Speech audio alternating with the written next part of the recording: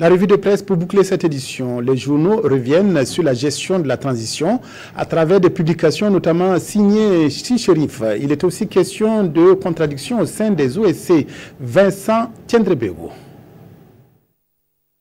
Les OSC font l'actualité dans le pays avec le rassemblement des organisations de la société civile contre la déstabilisation du Burkina Faso qui compte organiser une manifestation le 1er octobre pour se faire entendre.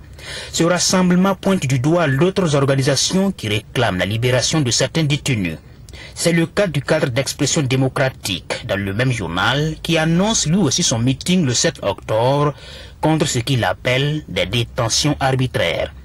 Une autre organisation donne de la voix en marche de la 72e Assemblée Générale des Nations Unies. En effet, Citoyen nous rapporte la réunion de l'Organisation des Premières Dames d'Afrique contre le VIH-Sida.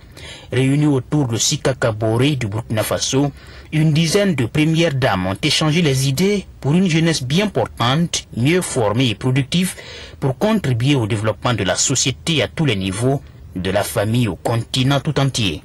Et pour ce faire, cette organisation compte travailler en partenariat avec d'autres organisations à tous les niveaux afin de tirer profit du dividende démographique par des investissements importants dans la santé des jeunes et des femmes. Une petite lampe dans le tunnel de la transition. C'est la une de l'Observateur Palga qui nous présente une double publication de Chérif Sy, le président du Conseil national de transition.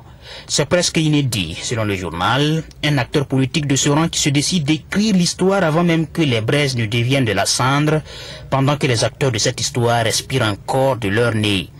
De l'insurrection au perchoir, premier ouvrage dans lequel Chérif Sy parle de son rôle dans l'opposition à Blaise Compaoré et de son action en tant que chef du Parlement transitoire avec à la clé une loi qui a porté son nom, la loi Chérif, qui a fait beaucoup de bruit sur le cours électoral. Burkina Mekaye de la résistance, c'est l'autre publication de Chérif Sy, toujours commentée par l'Obs. Ceux qui aiment les grands déballages seront déçus, car le shérif de la transition se refuse de boxer en dessous de la ceinture. On ne saura même pas pourquoi il portait toujours blanc comme la neige.